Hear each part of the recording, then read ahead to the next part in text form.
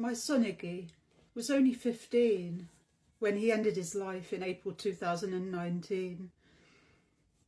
He'd not long been identified autistic after really struggling with a lot of severe anxiety attacks, which a psychiatrist then correctly identified as actually being autistic meltdowns. Yes, he was anxious, but she said the underlying cause of that anxiety was autism spectrum disorder. Autism doesn't make one inherently mentally ill or anxious or suicidal, but going through life being wired differently and not understanding that, not being able to lean into your strengths and exercise the right kind of self-care and get the support that we need, it can make things a lot worse. Iggy found his anxiety very difficult to cope with, and it was very hard for him to de-escalate from meltdowns. It never stopped him looking forward to the future though, planning for his DV, his work experience. He wanted to be a mechanic. He was obsessed with cars. There were a lot of things that brought Iggy joy. He had so much to live for. But this world was inhospitable to him. This has to change. It needs to be easier to identify and diagnose neurodevelopmental conditions, not just in kids but adults as well. It needs to be easier for us to access adequate support and learn how to support ourselves and learn compassion. Not only that, kids need to be brought up not to identify differences in others and exploit them as weaknesses. We all need to bring up our kids not to mock people for being weird and different. Humanity being diverse is a very good thing. We're not meant to all be the same. Different is okay.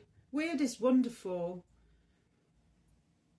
I would like a message of acceptance of human differences to proliferate across society. But that's not enough. We need to promote understanding and acceptance of neurodevelopmental differences such as autism and ADHD. We need to be able to recognise them and screen for them easier. And if kids with neurodevelopmental differences need mental health support, they should be able to access it and it should be appropriate. Iggy saw a child and adolescent psychiatrist. We went private with Iggy because I had private medical insurance through work, but he ranted in those sessions. He had 6 sessions, he got stuff off his chest, but the psychiatrist never got to the heart of what was really causing him issues. She discharged him back to the care of his GP, saying he was basically okay. So losing him came as a complete bolt from the blue. His sister, Z, she had a serious mental health crisis, and because she was diagnosed autistic, I didn't have private medical insurance at that time and referred her to CAMS. And she was in crisis, but CAMS fobbed her off, saying that she wasn't exhibiting anxiety over and above what we would expect in an autistic adolescent. This is not good enough. We're lucky she's still with us. We need to be able to identify and support neurodivergent children and adolescents and young people. And for those of my generation that missed that, we've been diagnosed late, many of us never at all. Many people who are suicidal are so because they have an unidentified difference and they are not getting adequate support. Just listen to any of the many autism and ADHD advocates who talk about their lived experience.